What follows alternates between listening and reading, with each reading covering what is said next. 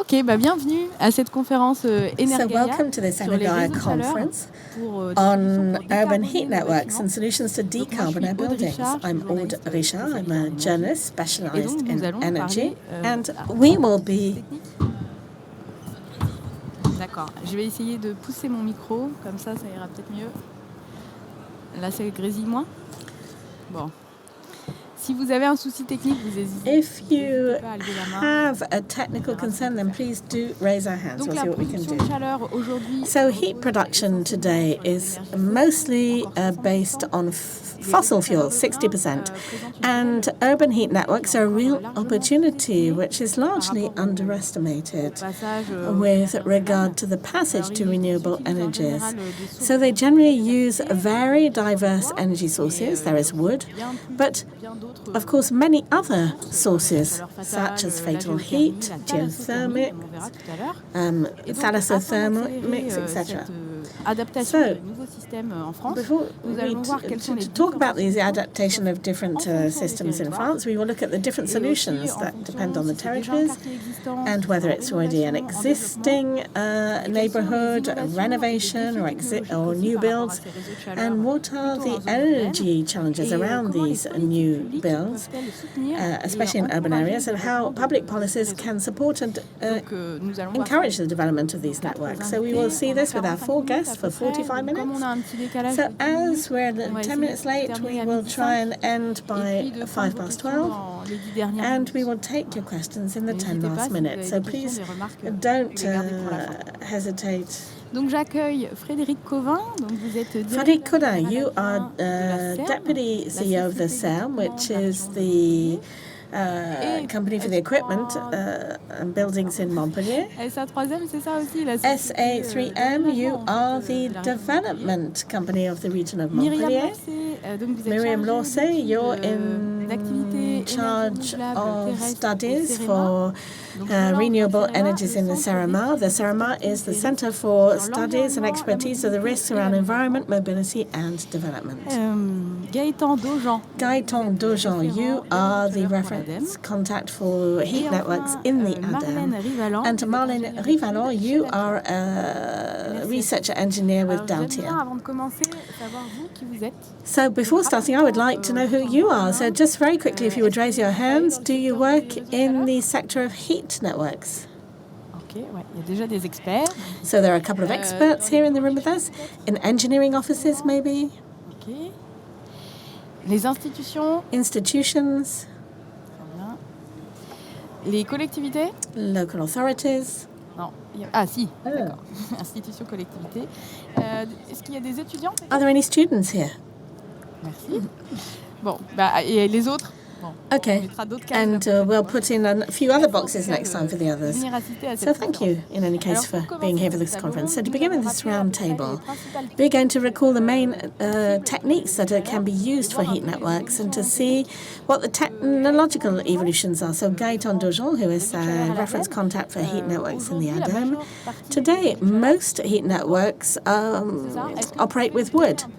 Can you give us an idea of these heat networks and the challenges that they face? 1, 2. Bonjour à tous. Yes, hello everybody. Donc, tout à fait sur les, so indeed, regarding heat networks, which are an essential vector of renewable energies, we can see when we look at the networks that even though the energy of the incinerators is the first energy brought through the heat networks, if we look at the number of networks, biomass does represent a large majority of these heat networks because they are present in all sizes of networks. And after biomass, there is deep geothermal. So this framework, heat networks and heat high-temperature heat is the type of heat network that we've been working, that have existed over the past 10 years since I've been working in the sector. But it is changing on the basis of two criteria. We now control energy with energy renovation or new high-performance buildings. which means that the temperatures can be low temperatures, around 40 degrees, to heat these buildings. And so that really changes the game. In particular, for heat networks at 80, 90 degrees, which are quite reliable, but also more economically viable.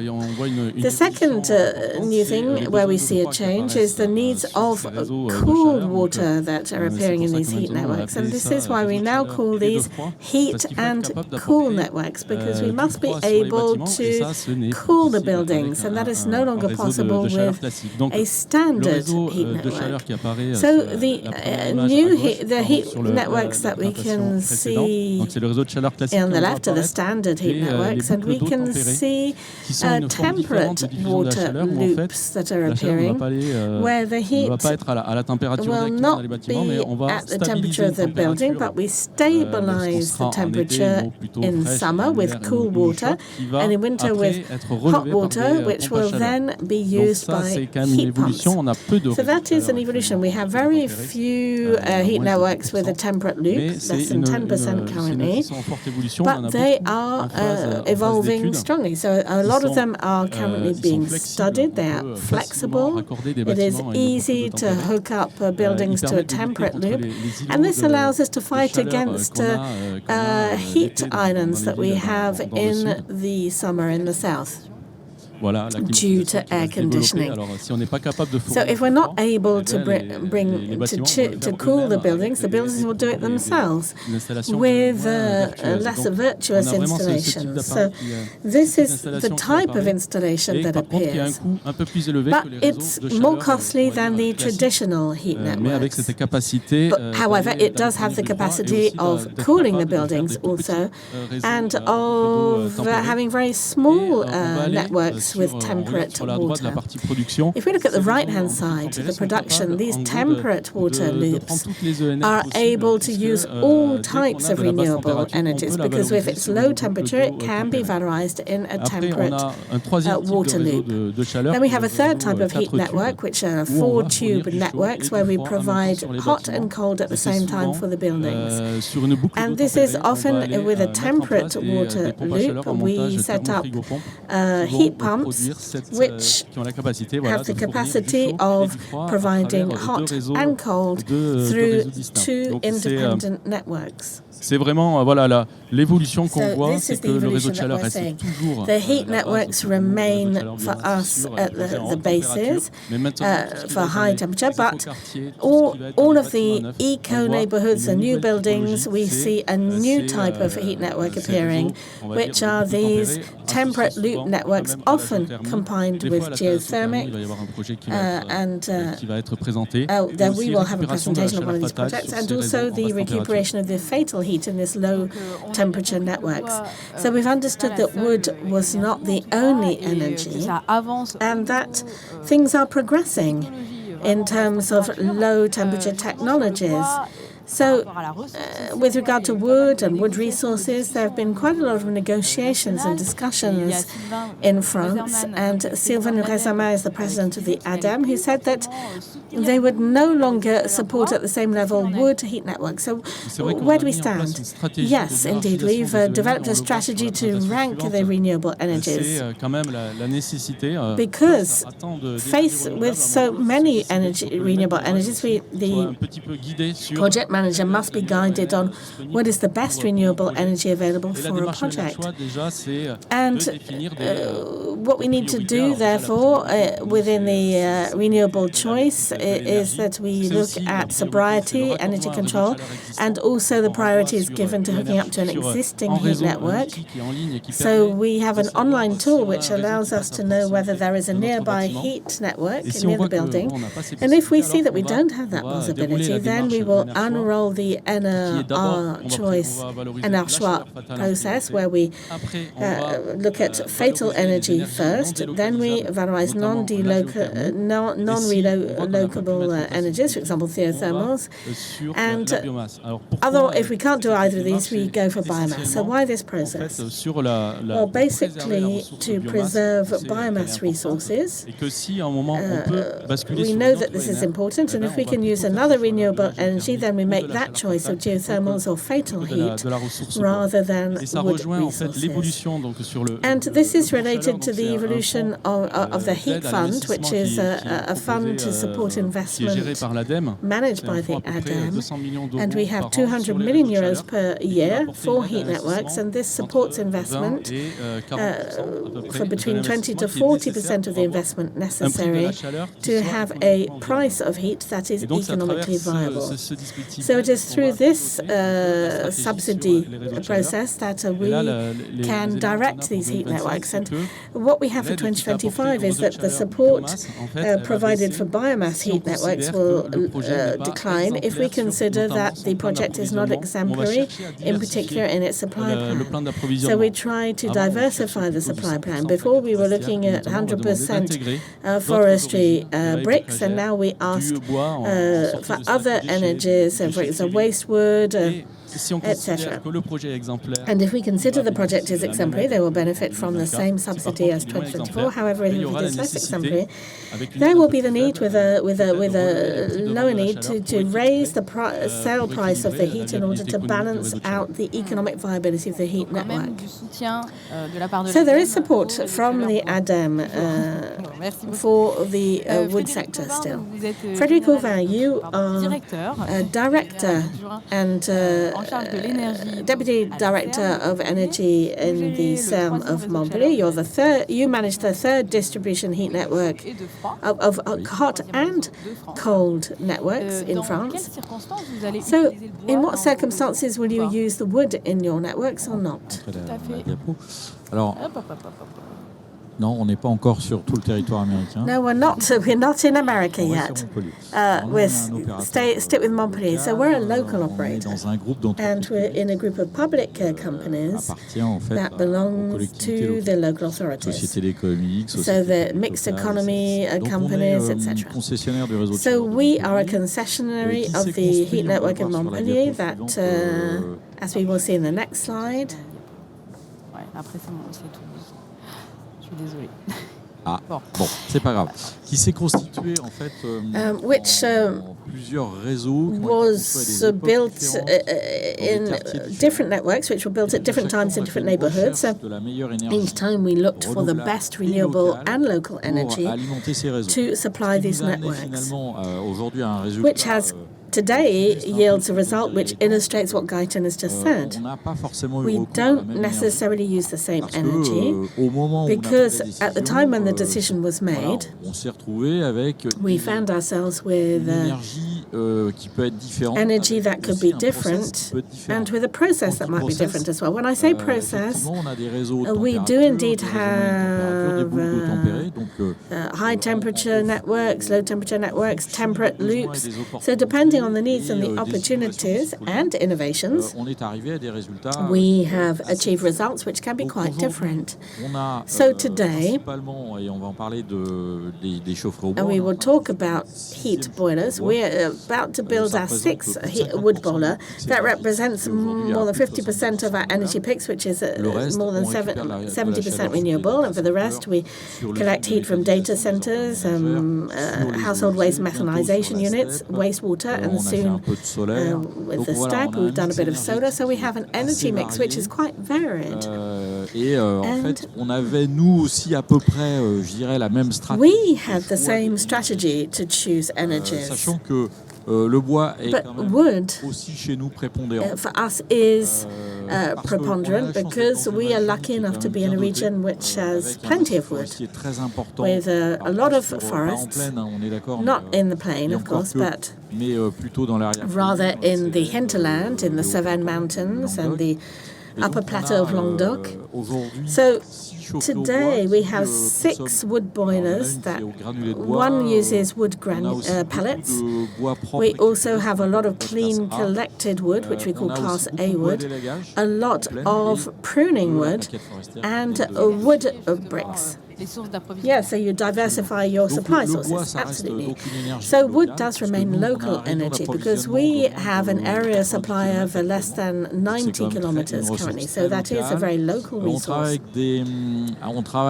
We work with companies that sustainably manage the forest, which is very important, and of course très, we are très présents sur very les present problématiques de qualité, around questions of quality, the wood's hygrometry, the wood's granulometry, du bois propre. and we only burn clean wood. That's very important. We're also supported by the ADEME, who has set up Cubio, which are specifications for the wood energy sector, which allow us to improve quality. And we also ask for the wood to be have a label.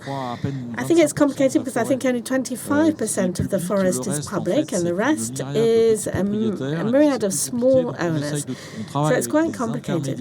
We therefore work with the intermediates who commit to the labeling of forests. So we cut according to proper methods. So it's wood is renewable energy only because it's a short circuit. So in a forest, it takes 30 years for the forest to grow. So we're at a human level, and above all, when we cut, either we're pruning, but if we do cut down trees, then which we avoid doing, then we replant afterwards. So therefore, there's sustainable management of forests. Thank you. Marlène Rivalon in Denker, do you still work with biomass heat networks? Well, yes, it's just as you said, actually. For each project, we look for the best technical solution, depending on what is available locally. Typically here this will be biomass, thalassothermics, geothermics, the collection of fatal energy from incinerators. So each heat network is unique. And it is within a given environment and within available in the metropolis, which is what it is. And we really look for the most appropriate source of energy where we're building the project. So in the southwest, we have 2 heat networks that are being built with biomass. Biomass is not necessarily just wood. In Poitiers, for example, we have a burner that burns straw, and one in Sainte-Marie in the Pyrenees also, which are projects that are built with biomass. So the idea is that we can vary the biomass and the sources. So it can be just a temporary input, or it can be the main input. And so each project looks for what is available locally and what is the most relevant. Well, thank you very much for having given us an overview of the new projects and how we analyse new projects. Now we're going to move on to innovation, in particular with thalassothermy. Miriam Lorset, you're in charge of the studies and renewable energy in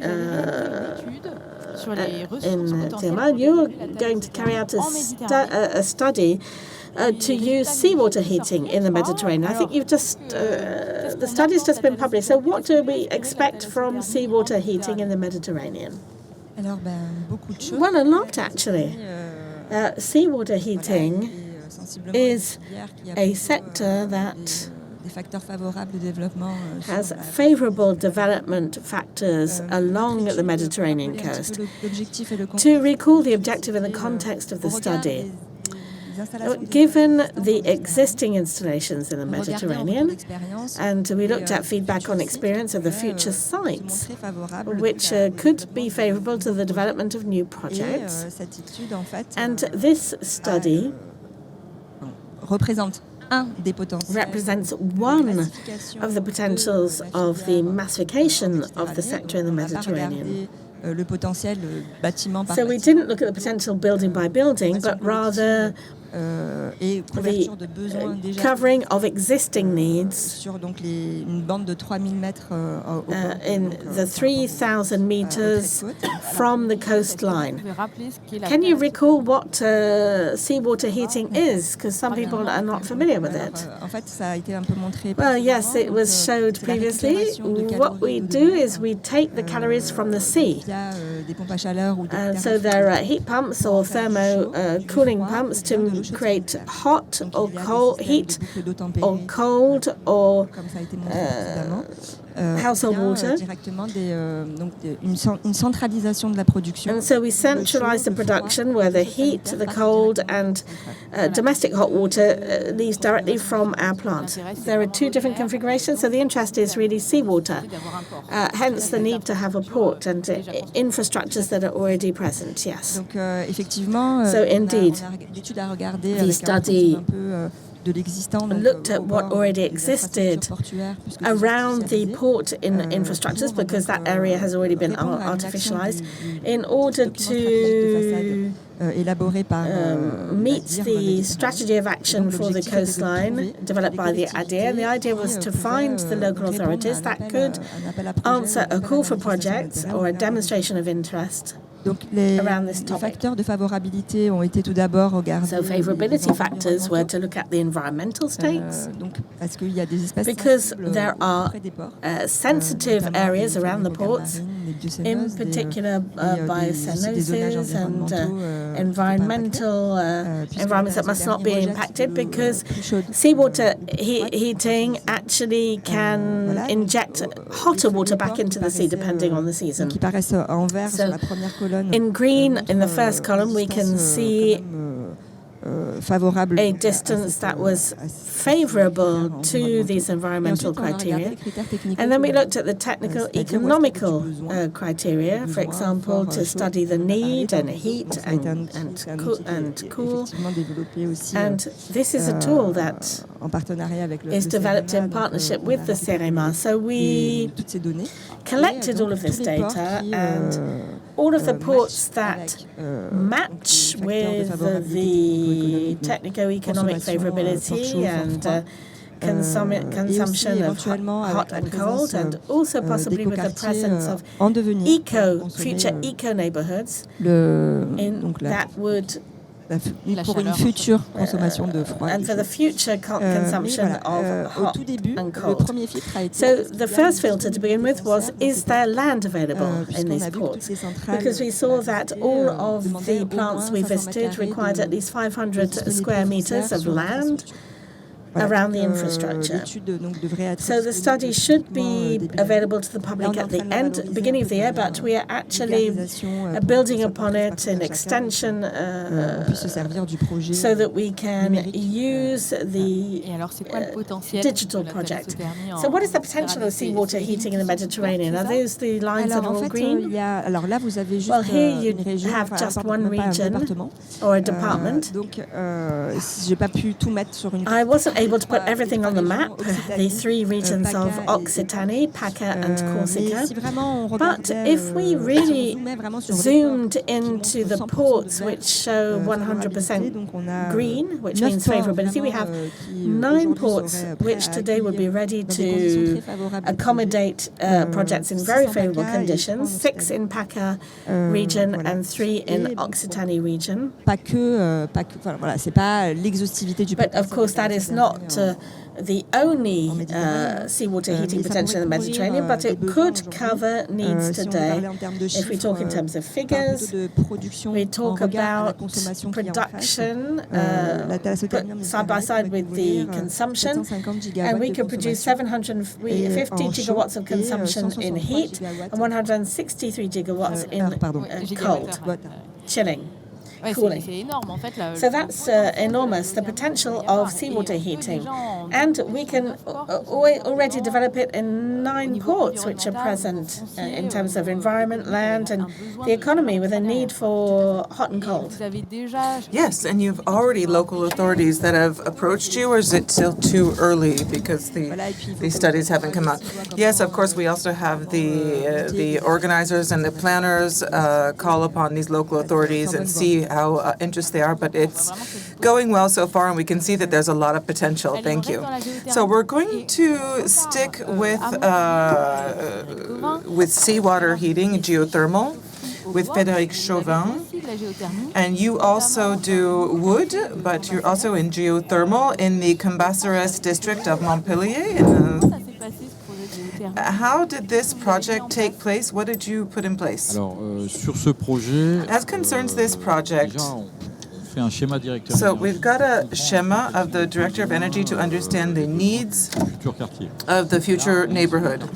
This is a third neighborhood. Even if we linked it to some housing, they had some difficulties with their own project of geothermal. But this is all industries or companies, so heating but not hot water, and of course a large amount of needs for air conditioning.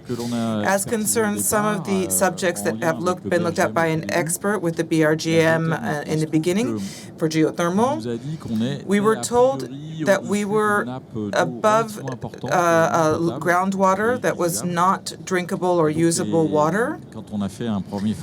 And so when we did a first drilling test, we found an important amount of resources. So this groundwater, we could extract 350 cubic meters.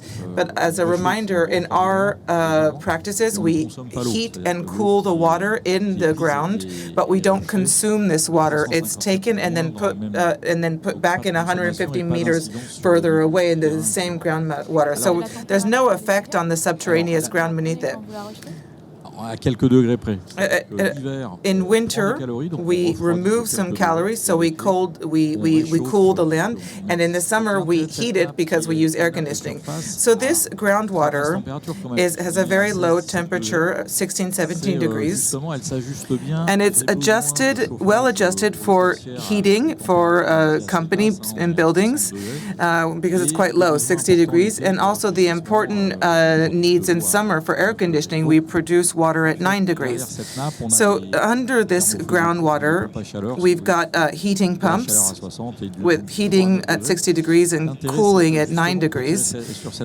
And within this groundwater, from our needs for heating in winter or air conditioning in summer, in our projections, we should have a perfect stability of the temperature of the groundwater because the calories removed in winter will be added back in summer. So we'll reach a temperature roughly similar to the normal groundwater, which means it will be very sustainable because we're maintaining this temperature throughout its lifespan.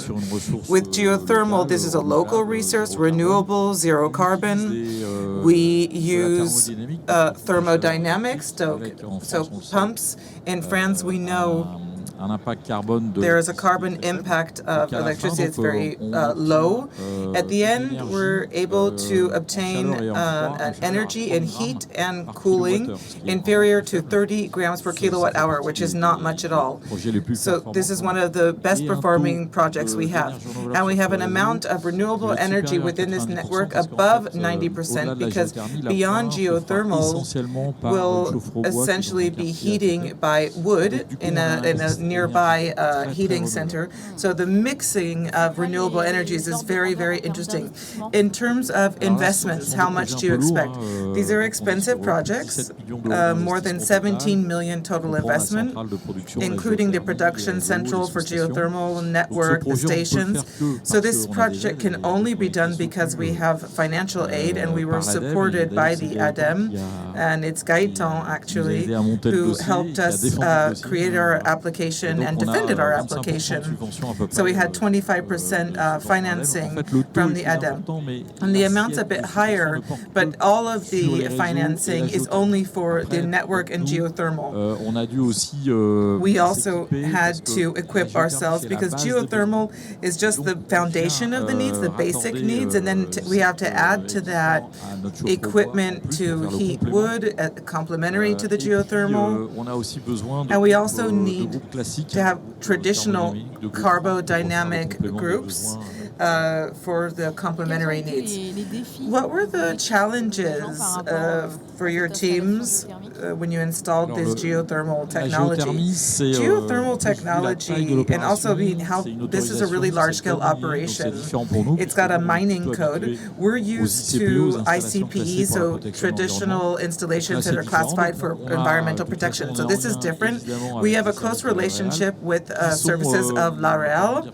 And they are very present because our worry is to pollute the subterranean ground, and that's our big worry. So we consult with specialists, we learn. We started with Bergère, then we created the project with EnerGaïa, who's a specialist on these subjects.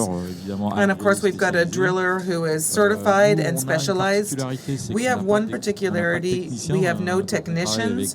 So, for example, we work with service providers, we work with NG, we work with you on other projects, but not this one. We work with professionals.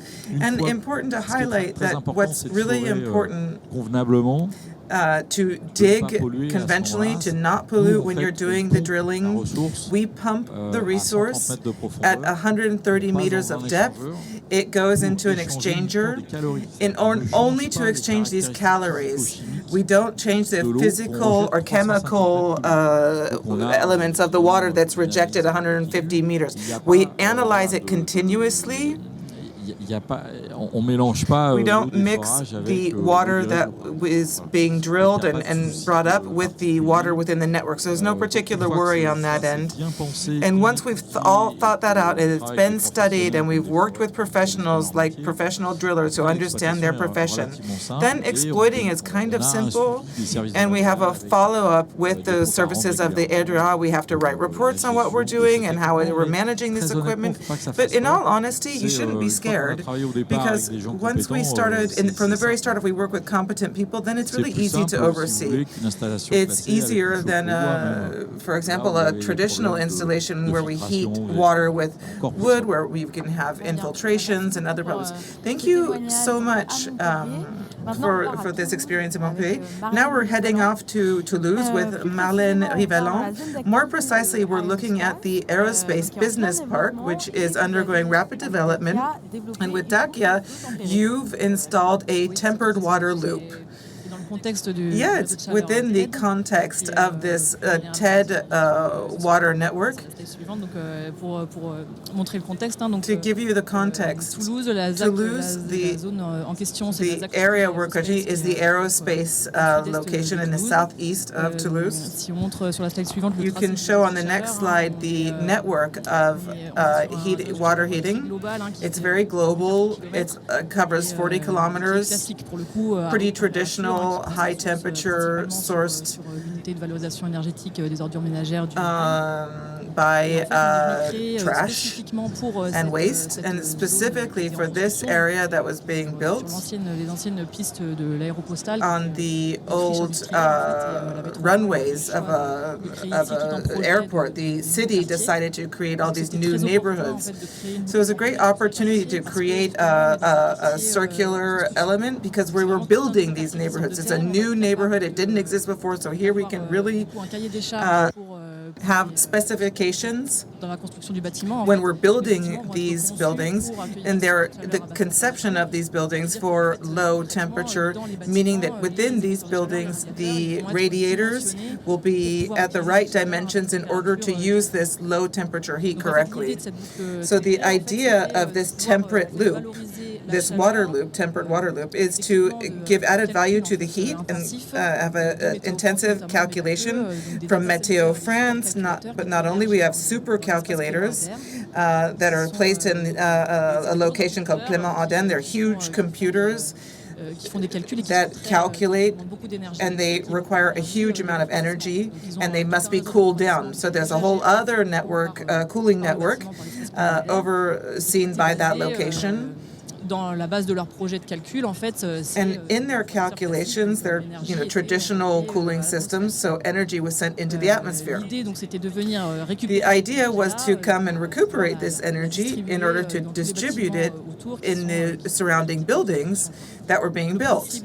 So the idea of this tempered loop is to look for this heat in the data center and to distribute it throughout the area at a temperature of about 48 degrees. And that's enough for heating a building when the building is new. But it's not enough for sanitary water heating. For example, the shower, there are hygienic constraints, so we have to increase the temperature much higher.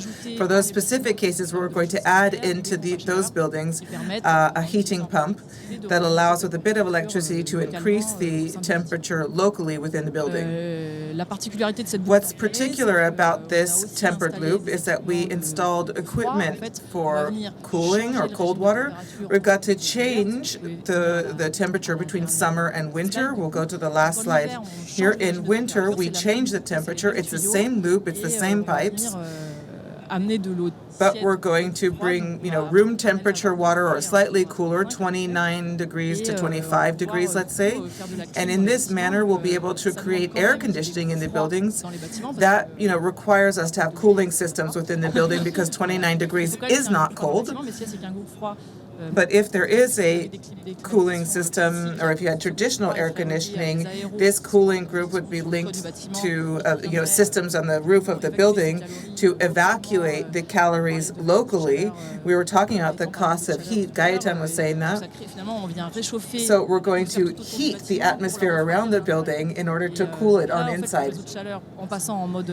And so then we would refrigerate it, we'll get these calories, and of course it won't be evacuated into the atmosphere, and they'll be kept in the building. So this is all overseen in a ENR factory, which is positioned just outside this neighborhood. So that's how it generally works. And then it also allows us, because we're consuming heated sanitary water, in summer these calories that are ejected by the cold water from the air conditioning will be able to produce sanitary hot water. In summer, we're going to recuperate the cooling and the heat of the air conditioning. So it's a very circular system. Instead of rejecting this energy from the air conditioning into the atmosphere, we're going to come and create hot water to wash our hands.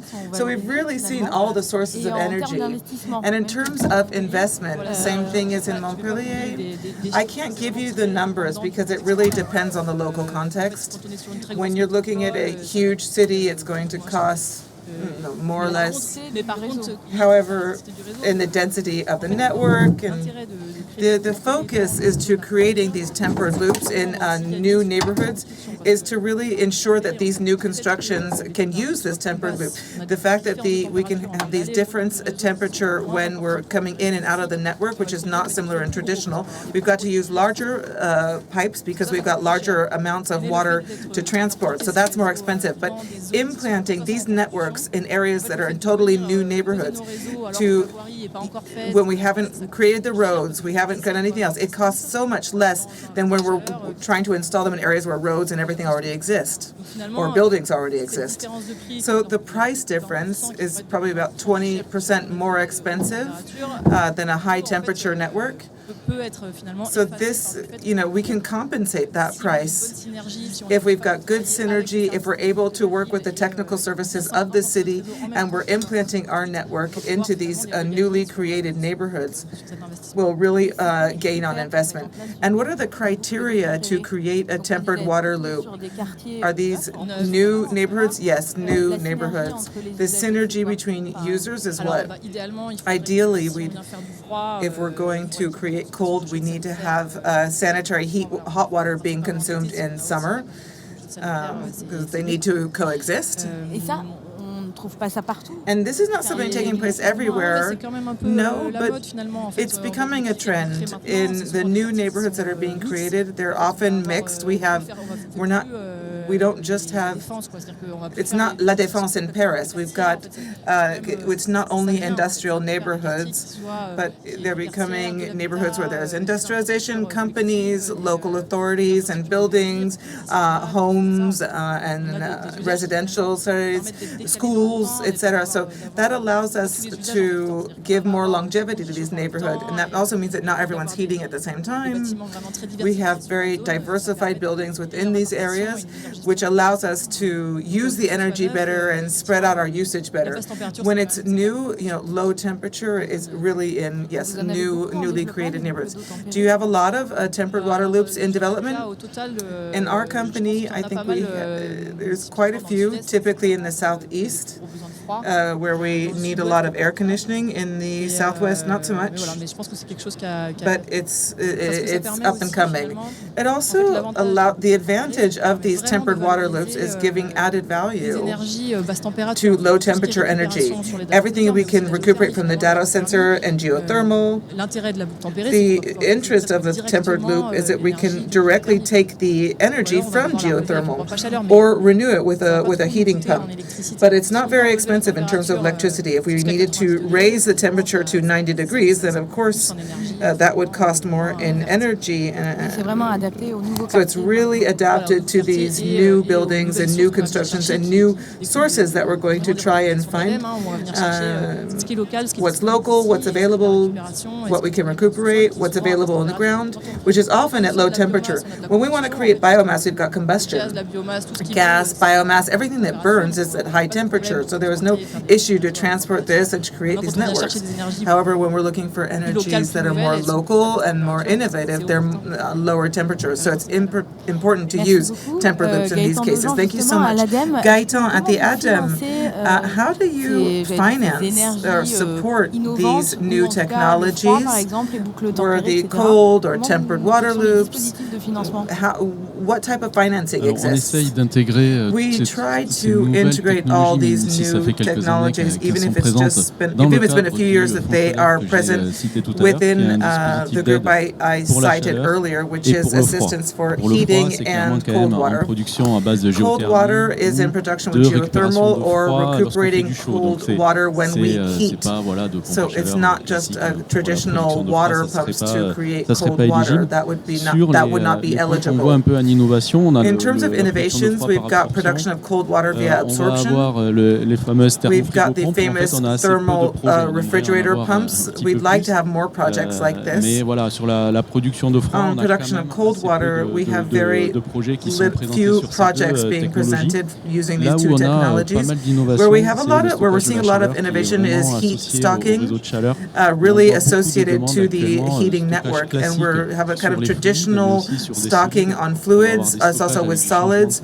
We're changing phases in some of this stockage inventory. We're looking for seasonal stockage. Avec solaire thermique, par exemple, ou non, c'est Alors, le solaire thermique, solar ça fait aussi quand même presque partie de l'innovation. Also kind of a new innovation on the heating networks. We have very little, only one in Narbonne that's going to produce 10% of the total needs. Thermal solar quand même plutôt sur des régimes de température élevés. On high temperature networks from 80 degrés, mais c'est vrai qu'il y a toute une myriade de technologies qui sont développées that are being developed and that we're able to integrate in the heating process. We can directly finance it. On a aussi les dispositifs. And we also have projects on the intelligent heating networks and how we manage these networks with smart grids and the desire to pilot them from a point of production, but also the needs in these substations in order to manage them very, very, very precisely. And here we've got financing based on the studies that have been carried out. In the directive schema of the networks, we're going to develop the optimization of the network that exists for heating. And if we're not able to finance it in a traditional manner, we have another dispositive, RDI, we have another approach, and that can be indirectly used, but really more focused on mass. But we sometimes do use it for new technologies. And then we'll inform other producers. We let them know that this technology works. We've got a good reliability in terms of financing, and it's able to be distributed without much risk. What's the amount of subsidies or financing for this heating? 20% you said earlier for geothermal.